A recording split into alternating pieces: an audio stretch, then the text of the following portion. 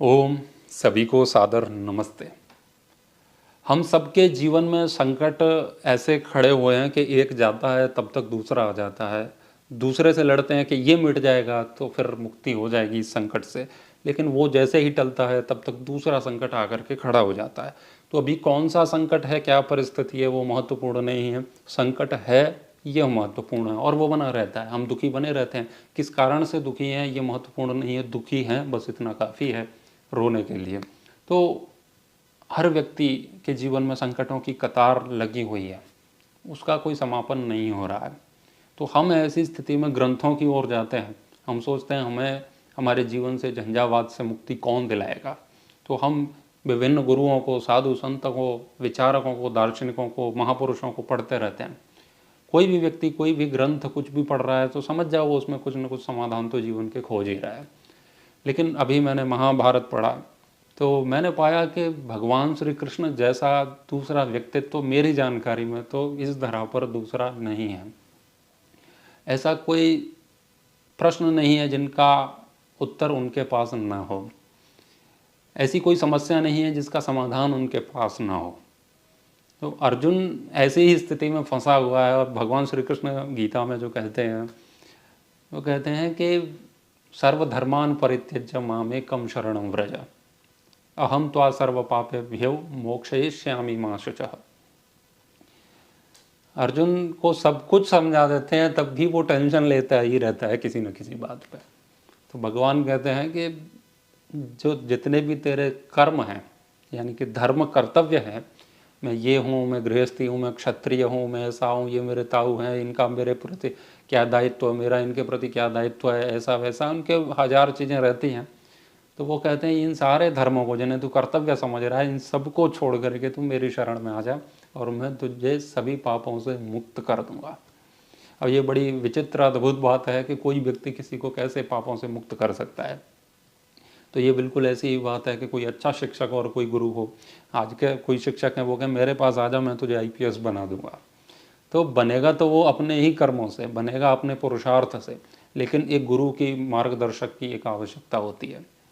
ऐसे ही भगवान श्री कृष्ण कह रहे हैं कि सब कुछ छोड़ छाड़ करके तू सरेंडर कर, मेरी शरण में आ जा। शरण का अर्थ है उनके ज्ञान के संरक्षण में। वो जो कह रहे हैं उसे मानो। वो कह रहे हैं अर्जुन को सब कुछ समझा दिया, वो कह रहे हैं तू ये सब कर्म अर्म से मुक्ति पा, मेरी ये ड्यूटी है, मेरी ये ड्यूटी है, मुझे ये करना चाहिए, वो नहीं करना चाहिए, मैं कहाँ हूँ, ये सब छोड़, मैं जो कह रहा हूँ वो कर। यानी कि निष्काम कर्म कर, धर्म के लिए लड़। यदि ऐसा करता है तो सारे पापों से मुक्त हो जाएगा। क्योंकि जब व्यक्ति राग और द्वेष से मुक्त होकर के कर्म करता है तो निष्काम कर्म होता है, और निष्काम कर्म का कोई भी बंधन नहीं होता। यदि सकाम करेगा तो पाप और पुण्य बनता है, यदि निष्काम करता है तो कोई कर्माशय बनता ही नहीं है। तो इस प्रकार से वो सभी चीज़ों से मुक्त हो जाता है और आगे भी फिर वो ऐसा कोई कर्म नहीं करता जिससे कि उसका कोई पाप या पुण्य कर्माशय संचय हो। तो भगवान श्री कृष्ण की शरण ऐसी है जिसकी शरण में कोई भी जाएगा, यानी कि आप उनका पूरा महाभारत पढ़ेंगे, महाभारत के मुख्य नायक भगवान श्री कृष्ण हैं, तो आप वो सब पढ़ेंगे तो आप देखेंगे कि उनकी प्रतिभा जो है, उनका जो ज्ञान है वो जो उस स्तर का है जिस स्तर पर हम सोच नहीं सकते हैं।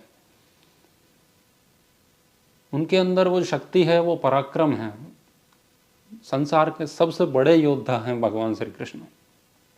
तो उन्होंने अपने साथ जो कुछ भी हुआ उन्होंने नीतियों से सब कुछ सुलझाया। और भगवान श्री कृष्ण ये जो कि यहाँ पर ये लिखा है, उस ऋषि मुनि ने ऐसा कहा है और ये स्मृति ऐसे कहती है, यहाँ पर ऐसा करना चाहिए, ये वचन दे दिया है तो इसमें फंस गए तो फिर उसको पूरा करो, इन सब चीज़ों से ऊपर हैं भगवान श्री कृष्ण।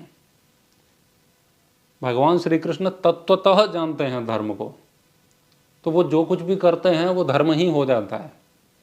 वो परिणाम देखते हैं, मैं ये जो कुछ कर रहा हूँ उससे परिणाम क्या आने वाले हैं, कौन क्या कह के गया है, कौन किसको क्या वचन दे करके गया है, कहाँ पर क्या है, वो सब मानते ही नहीं है। और इन्हीं सारी रणनीतियों से वो विजय प्राप्त करते हैं महाभारत में। ये एक बड़ी बात है। नहीं तो यहाँ ये लिखा है ऐसा है और ये नहीं करना चाहिए, ये सदाचार है, ये ऐसा है, ये आदर्श हैं हमारे, ऐसा नहीं करना है। ऐसी बहुत सारी बातों में हम फंस जाते हैं जब कोई गलत व्यक्ति हमारे सामने होता है। हमारे सामने कोई संकट होता है तो ऐसा करेंगे तो ऐसा होगा, ये सारी समस्याएं हमें परेशान करती हैं। लेकिन भगवान श्री कृष्ण ऊपर की बात करते हैं, वो कहते हैं जिसका परिणाम धर्म है तो उसके लिए आपको जो कुछ करना है वो करो, तत्व को समझो, बाकी के जो क्रिया कर्म है उन सबसे मुक्ति पाओ। नहीं तो क्या होता है, मैं व्यक्तिगत जीवन में भी देखा, धार्मिक व्यक्ति को अधार्मिक लोग उन्हीं की बातों में फंसाते हैं। देखो तुम्हारी किताबों में तो ये लिखा है तो तुम ऐसा कर दोगे, हम कहते हैं हाँ ये लिखा तो है, और वो हमारे उस पक्ष को हथियार बना करके हमारे ही विरोध में उपयोग कर रहा होता है। तो भगवान श्री कृष्ण इन सब से ऊपर है, वो कहते हैं हाँ जो कुछ भी है, तो इसीलिए वो कर्ण को, भीष्म पितामह को, द्रोणाचार्य, कृपाचार्य सबको पराजित कर देते हैं अपने तर्कों से ही, और वो जीत जाते हैं। नहीं तो धर्माचार्य तो युधिष्ठिर भी थे और उनके साथ क्या हुआ, तो भगवान श्री कृष्ण उस बात को समझते हैं, परिणाम को जानते हैं इससे क्या होना है, वो उसी मार्ग पर ले जाते हैं। तो भगवान श्री कृष्ण जैसे व्यक्तित्व की शरण में जो कोई भी जाएगा उसकी मुक्ति तो होनी ही होनी है, क्योंकि वहाँ पर कोई संशय है ही नहीं। तो भगवान श्री कृष्ण ही एक ऐसे व्यक्तित्व हैं जिनकी बात हम मानें, उनकी शिक्षाओं का पालन करें, उनके चरित्र को आत्मसात करें, उनके निकटता, भगवान श्री कृष्ण से निकटता अर्थात उनके दिए हुए ज्ञान से निकटता, है ना। भगवान श्री कृष्ण एक बॉडी का नाम नहीं है, भगवान श्री कृष्ण एक दिव्यता का नाम है। तो जीवन में जितने भी संकट आते हैं उनके निराकरण के लिए भगवान श्री कृष्ण की शरण में जाओ और सभी पापों से मुक्ति पाओ। ये इतनी बड़ी बात गीता में कही है।